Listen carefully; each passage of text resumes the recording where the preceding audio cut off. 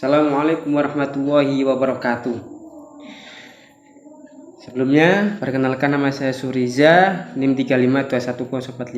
Saya mahasiswa PPI semester 4. Saya di sini akan memenuhi tugas UAS hadis BKPI kelas B. Yang saya hormati Bapak Adi Abduwo selaku pengampu hadis BKPI B. Oke, langsung saja saya di sini akan menjelaskan materi tentang pembinaan hubungan konseling dalam membangun hubungan baik antara konselor dan konseling. Sebelum itu saya akan membacakan hadis tentang materi ini. Hadisnya berbunyi, Bismillahirrahmanirrahim. Hadatsana an Abdullah bin Muhammadin, hadatsana Hisham Ahbar Mahmaru an Zahri ya an Abi Salamata an Abi Hurairah radhiyallahu anhu Nabi sallallahu alaihi wasallam qala man kana yu'minu billahi wal yaumil akhir falyu'rim dhaifahu wa man kana yu'minu billahi wal yaumil akhir falyasil rahimahu wa man kana yu'minu billahi wal yaumil akhir falyanqul khairal awliyas mut. Hadis rawahu Bukhari, nomor hadis 2138, yang artinya dari Abu Hurairah radhiyallahu anhu dari Nabi Muhammad sallallahu alaihi wasallam bersabda, barang siapa yang beriman kepada Allah dan hari akhir, maka hendaklah memuliakan tamunya. Barang siapa yang beriman kepada Allah dan hari akhir, maka hendaklah bersilaturahmi kepadanya. Dan barang siapa yang beriman kepada Allah dan hari akhir, hendaklah berkata baik atau hendaklah diam. Hadis rawahu Bukhari. Dan di sini dijelaskan penjelasan hadis tersebut bahwasanya kita selalu melakukan silaturahmi. Silaturahmi itu bukan sekedar kunjungan, tetapi lebih penting daripada kunjungan. Karena setiap seseorang yang melakukan silaturahmi itu adalah salah satu untuk kita menanamkan dan menumbuhkan rasa persaudaraan yang mendalam, sehingga kita saling mengenal, sehingga kita saling memahami, sehingga kita saling membantu tanpa membedakan kedudukannya, dari status kekayaan, dari status kemiskinan, dari status kesederhanaan, semuanya mencakup karena adanya silaturahmi. Karena silaturahmi itu berarti menghubungkan ikatan keluarga kita kepada orang lain, kepada kepedulian orang lain, kepada kepekaan terhadap orang lain.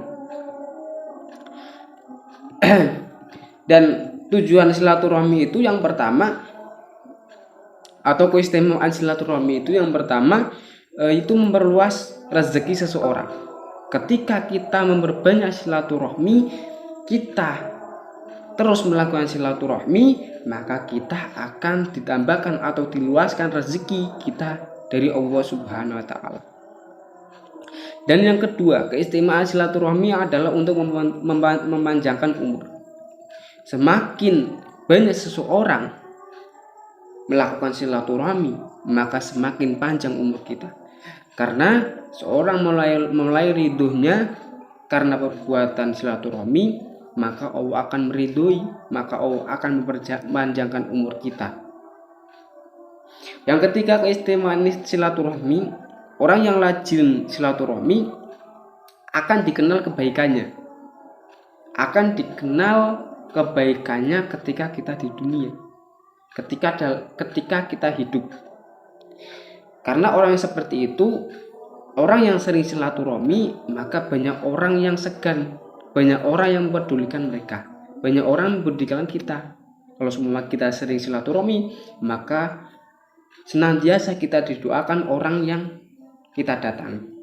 Yang keempat, keistimewaan dari silaturahmi adalah senjata ampuh untuk mempererat kekeluargaan. Kalau seumpama kita ingin mempunyai saudara yang damai, mempunyai keluarga yang damai, maka kita selalu atau istiqomahkan silaturahmi. Dan yang kelima, orang yang menyambung tali silaturahmi yaitu dapat kenikmatan surga. Balasan dari Allah adalah kenikmatan surga. Dan yang keenam,